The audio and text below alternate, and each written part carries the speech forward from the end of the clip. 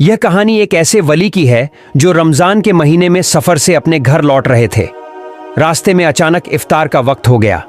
उनके पास रोजा खोलने के लिए कुछ भी नहीं था, न खाना न पानी। वो एक घर में गए और वहां एक सुंदर लड़की को देखकर बोले, हे मुस्लिम बहन, मैं रोजेदार हूं, सफर में था और अचानक इफ्तार का वक्त हो गया।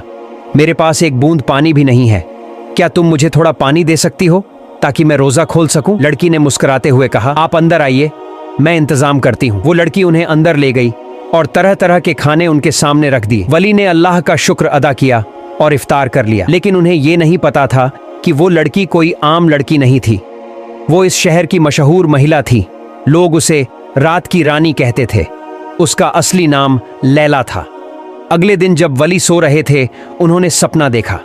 एक सफेद कपड़ों में शख्स उनके पास आया और बोला, ऐ अल्लाह के बंदे, तुम एक सच्चे मोमिन होकर एक बदनाम औरत के घर कैसे इफ्तार कर सकते हो? वली चौंक गए, बोले, मुझे तो कुछ पता ही नहीं था। अगर मुझे पता होता तो मैं कभी वहां नहीं जाता।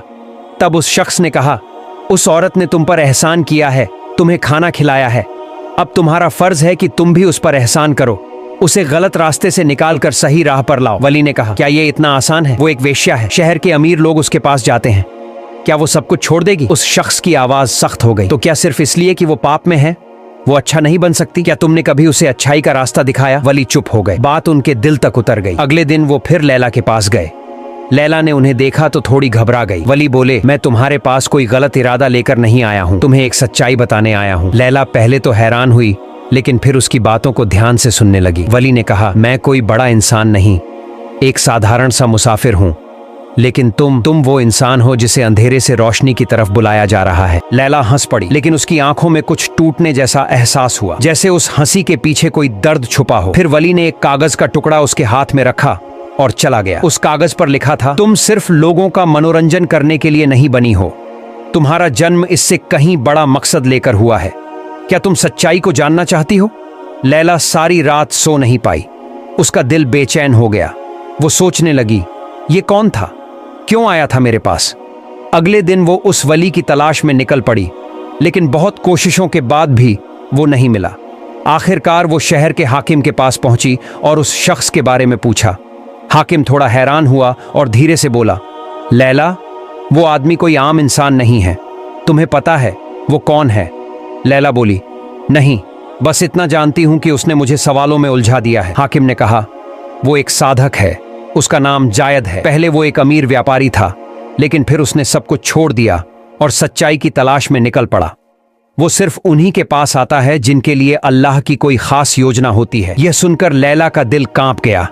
वो यकीन नहीं कर पा रही थी कि अल्लाह का एक वली उसके जैसी औरत के लिए आया था। फिर उसने हाकिम से उस वली का पता लिया और उसे ढूंढने निकल पड़ी। उधर वो वली एक मस्जिद में बैठे थे। जैसे ही उन्होंने लैला को आते देखा, उनके चेहरे पर मुस्कान फैल गई। वो धीरे से बोले, तुम आ गई, मुझे भरोसा था तुम जरूर आओगी। लैला की आवाज सूखी और भारी थी। उसने पूछा, आपने मुझे इन सवालों के सामने क्यों खड़ा कर दिया? वली मुस्कुराए और बोले, क्योंकि तुम जानती हो कि तुम सिर्फ एक रात की सुंदरता के लिए नहीं बनी हो, अल्लाह ने तुम्हें एक घर की रानी बनने के लिए भेजा है। यह सुनकर लैला का दिल फिर से कांप उठा। वली ने फिर पूछा, लैला, तुम इस रास्ते पर कैसे आई? क्या कभी अपने आत्मसम्मान के बारे में सोचा? लैला की आंखें भर आईं। आंसू बहते हुए बोली, कोई लड़की अपनी मर्जी से अपनी इज्जत नहीं बेचती, हालात उसे मजबूर कर देते हैं। मैंने बचपन में ही अपने माँ बाप को खो दिया था। फिर एक व्यापारी ने मुझे गोद लिया, पर कुछ दिन बाद उसने धोखा दिया और मुझे ऊंची कीमत में एक वैश्या को बेच दिया। तभी से मेरी ये हालत है। उसकी बात पूरी भी नहीं हुई थी कि तभी 2 हथियारबंद लोग वहां दौड़ते हुए आए। उनमें से एक गुस्से में बोला, लैला, तेरा पुराना जीवन ही तेरा सच है, तू कभी बदल नहीं सकती, तू हमारी ताकत है। फिर उसने हथियार उठाकर वली की तरफ बढ़ाया। लैला का दिल धड़कने लगा। एक पल के लिए वो डर गई, पर फिर उसने साहस जुटाया और बोली, इस आदमी को कुछ मत कहना, ये बेगुनाह है, बताओ तुम क्या चाहते हो? एक आदमी बोला, तुम हमारे लिए एक रत्न हो, अगर तुम चली गई तो हम बर्बाद हो जाएंगे। ये सुनकर लैला को बहुत चोट पहुंची। उसे ऐसा लगा जैसे वो कोई इंसान नहीं, सिर्फ एक चीज है, एक सामान। तभी वली ने बहुत शांत स्वर में कहा, इंसान की असली कीमत उसके दिल से तय होती है। अगर तुम सच में मुक्ति चाहती हो तो अब फैसला करना होगा। लैला ने गहरी सांस ली और बहुत शांत आवाज में कहा, मैं अब उस जीवन में वापस नहीं जाना चाहती। तभी एक आदमी उस पर झपटा। लेकिन उससे पहले वली उसके सामने आ गए। उस आदमी ने वली को जोर से धक्का दिया और वली जमीन पर गिर गए। यह देख लैला चिल्ला पड़ी। गुस्से और डर के बीच उसने एक पत्थर उठाया और उस आदमी के सिर पर मार दिया। फिर वह वली को उठाकर वहां से भागी। वो दोनों तेजी से दौड़ रहे थे। पीछे से लोगों की आवाजें आ रही थीं, लेकिन लैला के दिल में अब बस एक ही बात थी, मैं मुक्ति चाहती हूं, मैं सच्चाई चाहती हूं। कुछ समय बाद वे एक पुरानी इमारत में पहुंचे और वहां छिप गए। वली, जिनका नाम जायद था, उनके माथे से खून बह रहा था। उन्हें बुखार था, लेकिन आंखों में शांति थी। थकी आवाज में बोले, लैला, तुम अपनी पहली जंग जीत चुकी हो। लैला हांफते हुए बोली, लेकिन मेरी राह तो अभी शुरू भी नहीं हुई है, पता नहीं आगे क्या होगा। जैद मुस्कुराए और बोले, यही तो असल बात है, मुसाफिर की राह कभी आसान नहीं होती। उधर शहर के एक कोने में फिर से वही लोग इकट्ठा हो रहे थे। उन्हें पता था कि लैला भाग गई है, लेकिन ये नहीं पता था कि अब लैला रात की रानी नहीं रही, वो एक नई राह पर चल पड़ी थी। पुरानी इमारत में छुपी लैला का दिल अब भी तेज धड़क रहा था, लेकिन अब उस धड़कन में डर नहीं, साहस था, मुक्ति का स्वाद था। फिर वो जायद से धीरे से बोली, अब हम क्या करेंगे? तब जायद ने थोड़ी देर सोचकर कहा, तुम्हें शहर छोड़ना होगा लैला, लेकिन ये अंधेरी दुनिया तुम्हें इतनी आसानी से नहीं जाने देगी। ये सुनकर लैला चुप हो गई। फिर धीमी आवाज में बोली, पर मैं कहां जाऊं? इस दुनिया में मेरा कोई नहीं है। जायद ने बड़ी शांति से जवाब दिया, अल्लाह के दरबार में जिसका कोई नहीं होता, वही सबसे ताकतवर होता है। अल्लाह पर भरोसा रखो। उन्होंने वादा किया है, जो उनकी राह पर चलना चाहता है, उसके लिए वे कई रास्ते खोलते हैं। इसके बाद वे रात के अंधेरे में शहर से बाहर निकल पड़े, लेकिन थोड़ी ही दूर चलने पर उन्हें देखा कि शहर की सीमा पर हथियार लिए लोग गश्त कर रहे थे। लैला ने गहरी सांस ली। तब जायद ने उसके कंधे पर हाथ रखकर कहा, डरने की जरूरत नहीं है। शहर में एक पुरानी सुरंग है, जिसे बस कुछ लोग ही जानते हैं। हम उसी से निकलेंगे। लैला हल्के से मुस्कुराई और बोली, डर किसका? आप साथ हैं तो डरने की कोई बात ही नहीं, लेकिन मैं किसी भी तरह से मुक्ति चाहती हूँ। वे सुरंग के रास्ते चलने लगे। कुछ ही देर में पीछे से पैरों की आवाजें आने लगीं, जैसे कोई उनका पीछा कर रहा हो। जायद ने लैला की ओर देखा और गंभीर स्वर में कहा, अब यह तुम्हारे ऊपर है लैला। क्या तुम रोशनी की ओर जाना चाहती हो या फिर अंधेरे में लौटना? लैला ने आंखें बंद की, फिर धीरे से कहा, मैं रोशनी चाहती हूँ, मैं अंधेरे में नहीं लौटना चाहती। फिर थोड़ी देर चुप रहकर उसने फुसफुसाते हुए पूछा, क्या हम पकड़े जाएंगे? जायद की आवाज में गहराई थी। उन्होंने कहा, सच का रास्ता कभी आसान नहीं होता, लेकिन जो अल्लाह पर भरोसा रखते हैं वो कभी हारते नहीं। वे आगे बढ़ते गए। सुरंग के आखिर में एक लोहे का दरवाजा था, जो सिर्फ बाहर से खुल सकता था। ये देखकर लैला घबरा गई और बोली, अब क्या होगा? पीछे से तो आवाजें आ रही हैं। तब जायद ने दुआ पढ़ी और बिस्मिल्लाह कहते हुए दरवाजे को धक्का दिया। तभी दरवाजा जोर से खुला और वे दोनों बाहर आ गए। अल्हम्दुलिल्लाह, जायद ने कहा। उसी वक्त लैला के दिल में कुरान की एक आयत गूंज उठी, जो मेरे रास्ते में संघर्ष करते हैं, मैं उनके लिए रास्ता खोल देता हूँ। इसके बाद वे रेगिस्तान की ओर दौड़ने लगे, लेकिन तभी लैला ने पीछे से एक आवाज सुनी। उसने मुड़कर देखा, एक तीर जायद की तरफ आ रहा था। बिना सोचे लैला दौड़कर जायद के सामने आ गई और तीर अपने शरीर में ले लिया। धड़ाम, वह जमीन पर गिर पड़ी। जायद चौंक कर उसकी ओर भागा।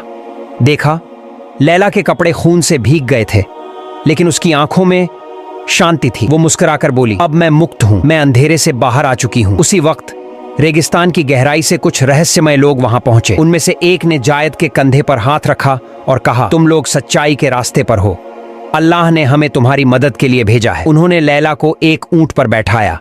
जायद ने हैरानी से पूछा, आप लोग कौन हैं? उनमें से एक बोला, हम वो यात्री हैं जो रोशनी का रास्ता ढूंढते हैं, और अब लैला भी हमारी साथी बन चुकी है। दूर से हथियारधारी उन्हें देख रहे थे, लेकिन अब वे आगे बढ़ने की हिम्मत नहीं जुटा पा रहे थे। फिर 3 दिन और 3 रातों की लंबी यात्रा के बाद वे एक छोटे से गांव में पहुंचे। लैला ने धीरे से पूछा, हम कहां आ गए हैं? एक यात्री ने मुस्कुराकर जवाब दिया, यह है शरण स्थल, सत्य की खोज करने वालों का एक गुप्त ठिकाना। जब लैला गांव के अंदर गई तो एक बुजुर्ग औरत सामने आई और बोली, तुम वही लड़की हो जो अंधेरे से बाहर निकलना चाहती थी? लैला ने नजरें झुका लीं और कहा, मुझे नहीं पता, क्या मैं सच में इस जीवन के लायक हूँ? बुजुर्गा मुस्कुराई और बोली, अल्लाह की रहमत हर पाप से बड़ी होती है, तुम बस एक कदम भरोसे से बढ़ाओ। इसके बाद लैला ने वहाँ एक नया जीवन शुरू किया। वह अब अल्लाह के संदेश और इंसानियत की बातें सीखने लगी। कुछ दिनों बाद जायद उसके पास आए और बोले, अब से तुम सिर्फ लैला नहीं हो, अब तुम अल्लाह की एक नई दासी हो। लैला ने गहरी सांस ली लेकिन कुछ नहीं कहा। तब जायद ने मुस्कुराकर पूछा, क्या तुम अब भी सोच रही हो? लैला ने धीरे से कहा, हाँ मैं सोच रही हूँ। असली मुक्ति क्या होती है? जायद हंसते हुए बोले, मुक्ति तब मिलती है